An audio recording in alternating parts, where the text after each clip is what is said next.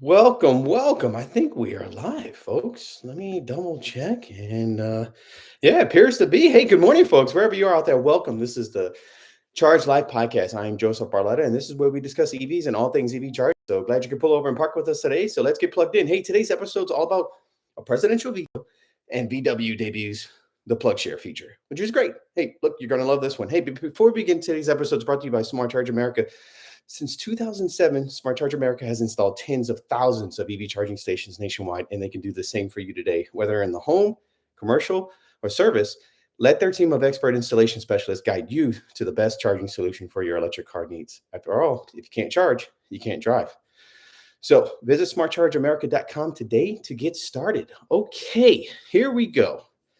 First article we wanted to talk about and discuss today was Biden's vetoes the Republican block on the $7.5 billion EV infrastructure plan. The way that they titled this article is completely kind of just wrong, just in every bit of sense. So back in September of 2022, Biden releases the Infrastructure Investment Act, of course, or the new IRA plan.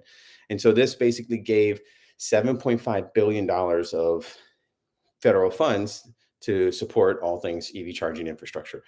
And so with that, a part of the infrastructure rollout was the fact that by July 24, that's July 2024, which is like, I don't know, 20 months from the date of initial, kind of debut, that the EVSC, which is the charging OEMs, had to start sourcing their components, at least 55% of their components domestically, and they also had to manufacture all of their charging stations domestically in order to qualify for their chargers being used in this massive $7.5 billion investment, EV charging investment rollout. So that's what we know officially.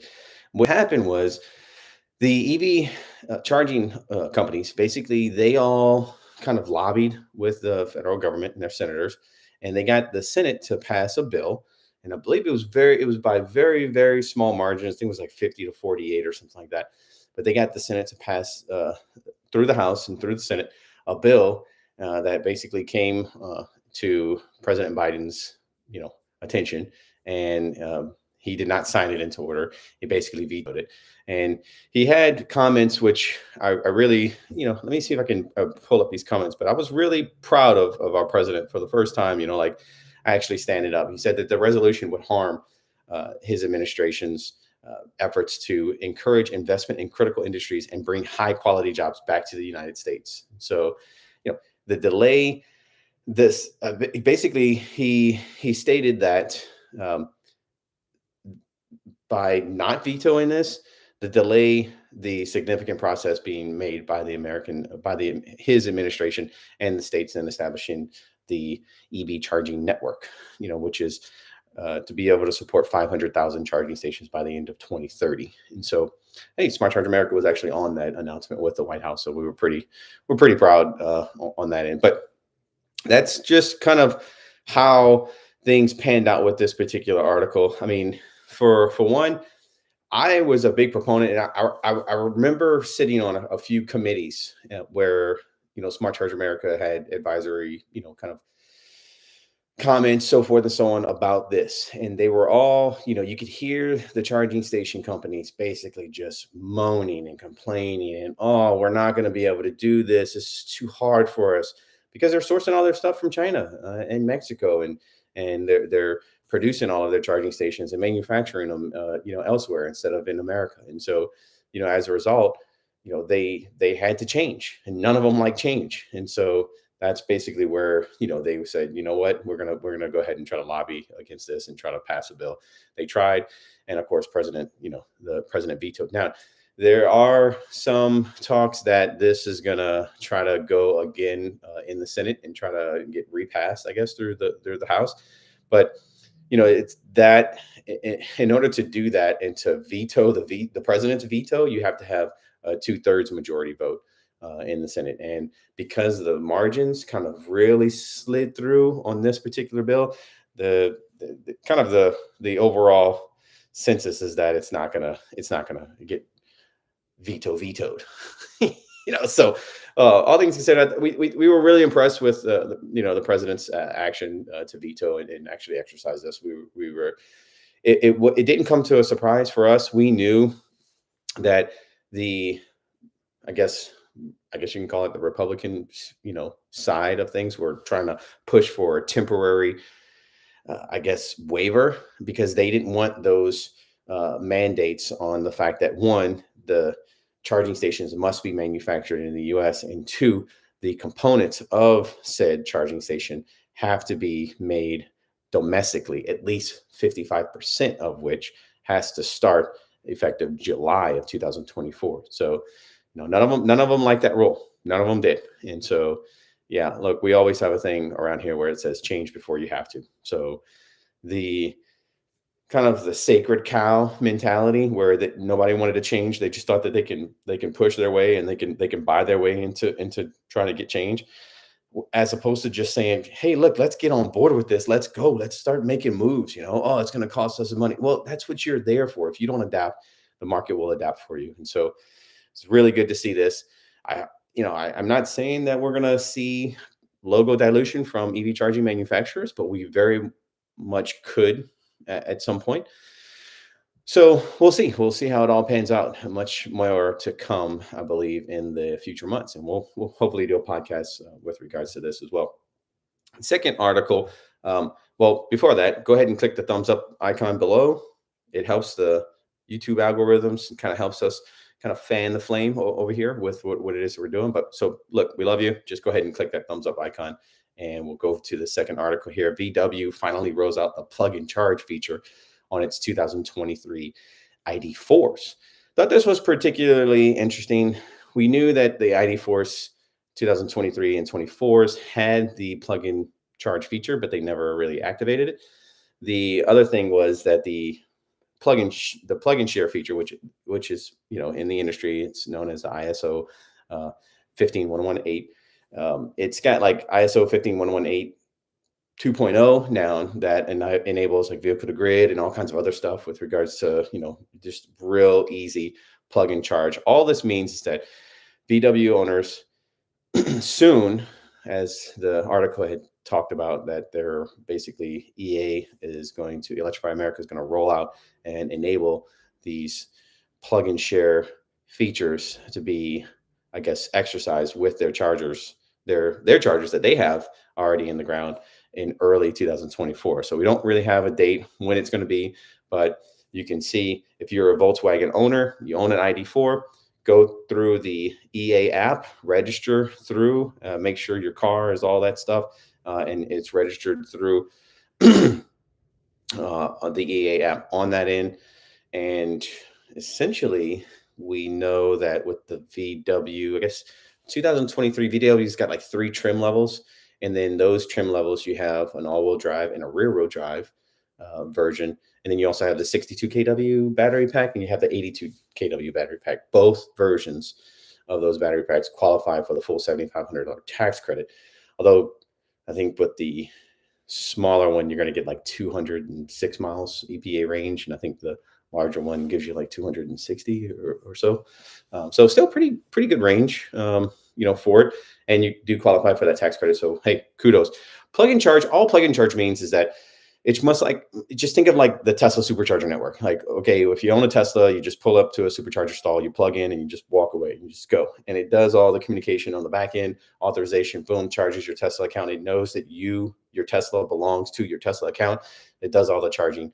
And that's why you don't need screens or anything like that at these stations, because they're fully integrated. And Tesla's been using this type of communication, for all of their internal networks, because it's a full vertically integrated stack that they operate out under. Whereas VW and other, charging providers, they're not fully integrated. So they have to figure out means API wise of talking to one another. So this is a really good step for the industry with regards to making it just easier for Volkswagen owners to just go to an Electrify America station, plug in, walk away. They don't have to worry about getting the credit card out, going to the app, doing this stuff. It's like none of that. All that stuff, it just bypasses all that. You register your car, your VIN with your account. EA, in there, basically has your plug in, share information, all of that stuff, and it's supposed to be seamless. And so this is like where we want the future of public charging going, especially when it comes to DC fast charging. So not all vehicles have it. It's very important to know that you have some vehicles that will be plug share enabled, and then you also will have some vehicles that won't. You'll also have a majority of the charging stations out there, public charging stations, that will not have this feature built into the hardware and software enabled, with regards to that. But then you may have some that do. So you have to be careful. It's not just going to be one blanket, all VWs, all EV chargers have this capability. No, you have to be careful. You have to know which charging stations you're going to. Are they enabled? You have to make sure your cars are enabled. And then the feature has to be activated amongst those two companies to be able to work and talk. So whenever that comes to activation, we're going to know about it. We're going to get some videos out there, and we're going to see, how smooth it is. So, but it does move the industry forward, which is what we're all about. We want to move the industry forward on that end. So value conclusion from today's, podcast. It's overall positive news for the EV industry, which we love. But again, change before you have to. Kudos to Volkswagen and EW and Electrify America, knowing this is where the future is. Let's change right now. Let's not wait for something to change. But then also huge props to the presidential,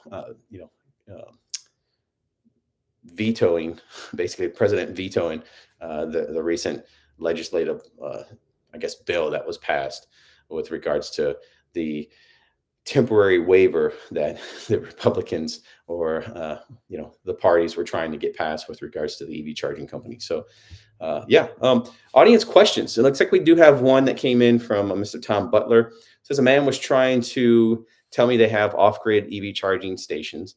Can this be true? Yeah, it could be true. Absolutely. You just need a large enough solar array or wind farm or hydro farm. Possible batteries if need be, but you don't necessarily need batteries. But he stated it's a 4 megawatt power plant and they only charge 6 cents per kilowatt. Yeah, I mean, look, you can charge whatever you want if you have a means of being able to generate that much power. Now, I don't know if that's megawatts per year or if that's megawatts per day. I don't know. If it's megawatts per day, and let's say we average wherever the system is located, let's say they're averaging 5 hours of direct sunlight on that end, you'd have to have a 800 kW system. That's a commercial size EV solar. It's a commercial size solar farm in order to produce that much power per day. So if he's got 4 megawatt system and it's a solar, depending on the power that he generates from that, yeah, he can charge 6 cents a kilowatt and make a pretty good profit, So you can charge whatever you want. You can charge 30 cents, you charge $1. You can charge for free. You can charge 2 cents a kilowatt, especially when your energy production is coming from the sun. Ultimately, I don't believe it seems like he's getting his money elsewhere when it comes to his return on investment or payback period for his actual solar system, for that size system. So it could be that if it's 4 megawatts per day, yeah, that's a huge system. If it's 4 megawatts per year, it's just very much smaller system. But overall, he can do it.